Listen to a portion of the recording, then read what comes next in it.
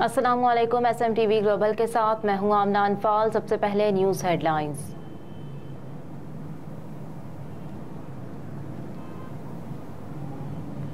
अक़लियतों के हुकूक का केस, तमाम IG से टारगेट की लिंक। पंजाब हुकूमत से जड़ावाला सानहे के बाद इक़दामात की रिपोर्ट तलब। सानहा जड़ावाला और अक़लियतों के हुकूक से मुतालिक केस की सुप्रीम कोर्ट में समाअत हुई, जिस दौरान बाबा गुरु नानक वेलफेयर सोसाइटी के चेयरमैन सरदार बशना सिंह सुप्रीम कोर्ट में पेश हुए। जस्टिस एजाजुल एहसन ने कहा, आपकी दरख्वास्त में एक मामला सिखों की टारगेट के लिंक का उठाया गया। दूसरा इशू आपने उठाया कि गुरुद्वारों में की तज़यीन और आराइश और मुरम्मत नहीं हो रही। सरदार बशना सिंह ने कहा कि हमारे कुछ लोग 1947 में अपना वतन छोड़कर भारत गए। हम पाकिस्तान में रहे, हमारे मजहब का आगाज भी यहाँ से हुआ। हम ये नहीं कह रहे कि हम सिख हैं, इसलिए हमारे खिलाफ कुछ गलत किया जा रहा है। कब्जा ग्रुप मंदिर, मस्जिद, गुरुद्वारा कुछ नहीं देखता।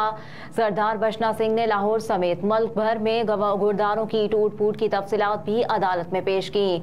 सुप्रीम कोर्ट ने सिख बरादरी की टारगेट किलिंग को अफसोसनाक करार दिया और जस्टिस एजाजुल एहसन ने कहा कि टारगेट किलिंग के बाद सिख बरादरी को मुख्तलिफ मकामात पर मुंतकिल होना पड़ रहा है। सिख बरादरी के लोग पाकिस्तान छोड़कर जाने पर मजबूर हो गए। रियासत को सिख बरादरी की हिफाजत यकीनी बनाने के लिए अमली इकदामात करने की जरूरत है। सुप्रीम कोर्ट ने IG खैबर पख्तूनख्वा समेत तमाम IG से हालिया टारगेट किलिंग के वाकयात पर तफसीली रिपोर्ट तलब कर ली और अटॉर्नी जनरल और तमाम एडवोकेट जनरल्स को भी नोटिस जारी कर दिए।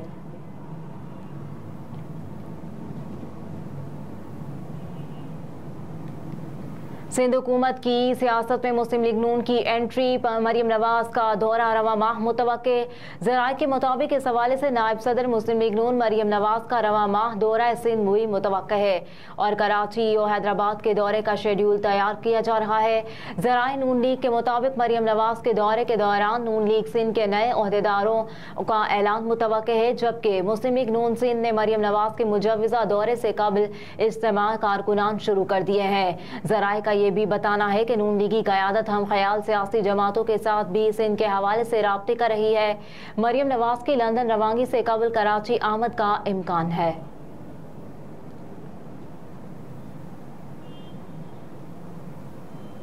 आइंदा आम इंतखाबात में नताइज की वसूली के लिए इलेक्शन मैनेजमेंट सिस्टम तैयार। इलेक्शन कमीशन ने इलेक्शन मैनेजमेंट सिस्टम पर इलेक्शन अमले की ट्रेनिंग का आगाज कर दिया, जबकि ट्रेनिंग के हवाले से तमाम सूबाई इलेक्शन कमिश्नर्स को भी मरासले लिख दिए। इलेक्शन कमीशन के मुताबिक EMS पर ऑपरेटर्स को 14 ta 16 सितंबर तक ट्रेनिंग दी जाएगी, जबकि रीजनल, सूबाई और जिले इलेक्शन कमिश्नर्स को जुलाई में ट्रेनिंग दी जा चुकी है। इलेक्शन कमीशन आइंदा आम इंतखाबात में नताइज की वसूली के लिए इलेक्शन मैनेजमेंट सिस्टम का इस्तेमाल करेगा। आइंदा आम इंतखाबात जनवरी 2024 के आखिरी हफ्ते में कराने का फैसला किया गया है।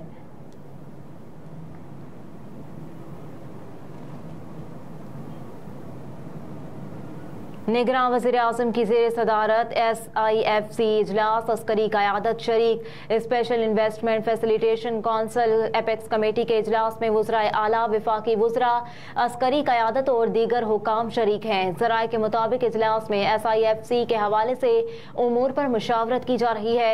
ज़राए के मुताबिक SIFC हुकाम इजलास में ताजरों और दीगर स्टेक होल्डर से मुलाकात पर आगाह करेंगे, जबकि इजलास में सरमायाकारी समेत अहम उमूर पर फैसले भी होंगे।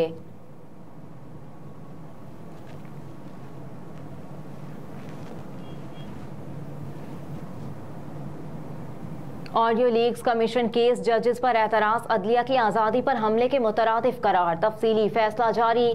सुप्रीम कोर्ट ऑफ पाकिस्तान ने ऑडियो लीक्स इंक्वायरी कमीशन में जजेस पर PDM हुकूमत के एतराज़ात मुस्तरद करते हुए 32 सफ़हात पर मुश्तमिल तफसीली फैसला जारी कर दिया। चीफ जस्टिस पाकिस्तान उमर अता बंदियाल ने तफसीली फैसला तहरीर किया। फैसले में कहा गया है कि 3 जजेस पर उठाए गए एतराज़ात की कानून की नज़र में कोई अहमियत नहीं। जजेस पर एतराज़ की दरख्वास्त अच्छी नीयत के बजाय जज को हिरासा करने के लिए दायर की गई। सुप्रीम कोर्ट ने नोट किया कि वफाकी हुकूमत ने मुख्तलिफ हथकंडे इस्तेमाल करके मुख्तलिफ चालों और हरबों से अदालती फैसलों में ताख़ीर और अदालत की बेतौकीरी की। सुप्रीम कोर्ट ने तफसीली फैसले में लिखा कि हुकूमत ने अदालत की बेतौकीरी का सिलसिला 1 मार्च 2023 से शुरू किया, जब कहा गया कि 4/3 से फैसला मुस्तरद हुआ।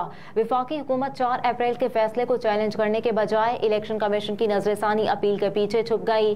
वफाकी हुकूमत का मकसद अपनी बेअमली को जवाब आवाज देना था। इसके बाद पार्लियामेंट ने supreme court review of judgement and orders कानून मंजूर किया।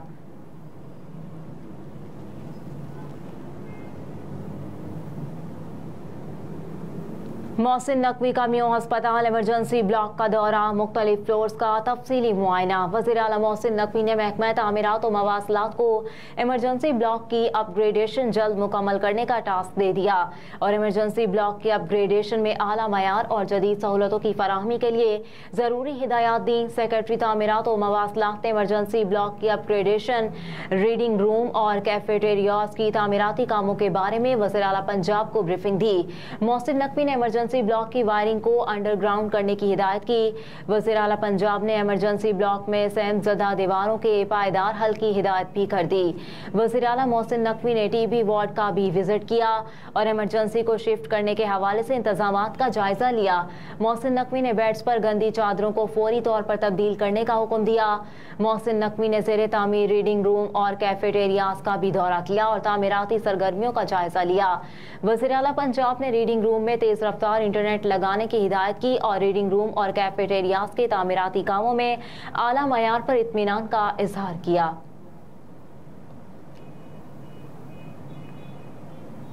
जुडिशल कॉम्प्लेक्स तोड़फोड़ केस, परवेज इलाही के जिस्मानी रिमांड की इस्तदा मुस्तरद। चौधरी परवेज इलाही के खिलाफ जुडिशल कॉम्प्लेक्स तोड़फोड़ केस की समाअत एटीसी जज अबुल हसनात मोहम्मद जुल्करनैन ने की।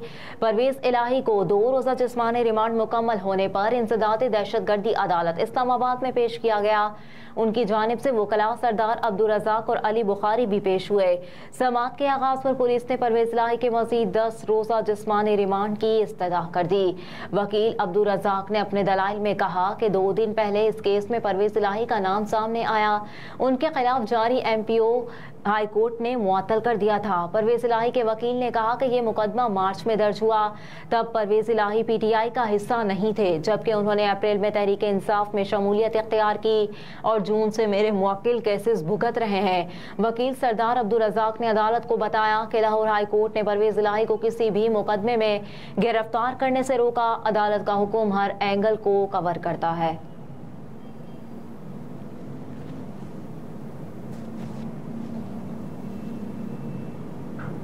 एशिया कप पाकिस्तान की कोशिशें कामयाब, पाक भारत मैच का रिजर्व डे रखने का फैसला।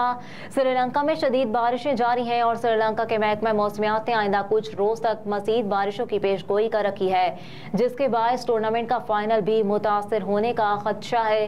पाकिस्तान क्रिकेट बोर्ड ने एशिया कप के दौरान श्रीलंका में शदीद बारिशों के तनासर में कई मुतादिद एतराज़ात उठाए और PCB की जानिब से बारिशों के बायस होने वाले नुकसान का अजाला करने का मुतालबा भी किया गया। पाकिस्तान ने बारिश की पेशगोई और इवेंट की रीशेड्यूलिंग के हवाले से तहफ़्फ़ुज़ात का इज़हार किया था और अब PCB के तहफ़्फ़ुज़ात और एतराज़ात के बाद ACC ने रिजर्व डे का फैसला किया है। पाकिस्तान और भारत के दरमियान एशिया कप में 10 सितंबर को होने वाले मैच का रिजर्व डे भी होगा। अगर 10 सितंबर को मैच मुकम्मल नहीं होता तो ये मैच 11 सितंबर को जारी रहेगा। मैच वहीं से शुरू होगा जहां पर रोका गया होगा।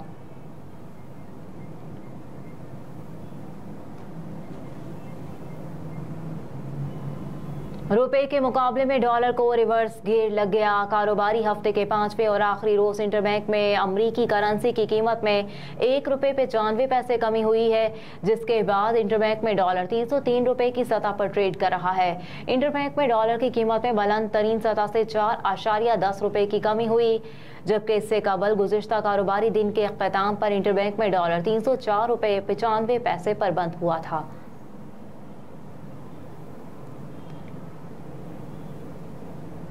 और मोबाइल के इस्तेमाल पर वालिद की डांट से दिल बर्दाश्ता नौजवान ने खुदकुशी कर ली। अफसोसनाक वाक़या नवाही इलाका चक नंबर 21 में पेश आया, जहां नौजवान ने मोबाइल फ़ोन के इस्तेमाल पर वालिद की डांट से दिल बर्दाश्ता होकर ज़िंदगी का खात्मा कर लिया।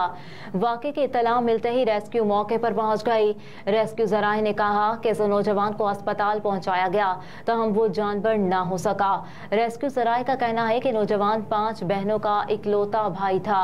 पुलिस ने जरूरी कार्रवाई के बाद लाश वुरसा के हवाले कर दी। फिल वक्त इतना ही। आप देखते रहिए SMTV ग्लोबल।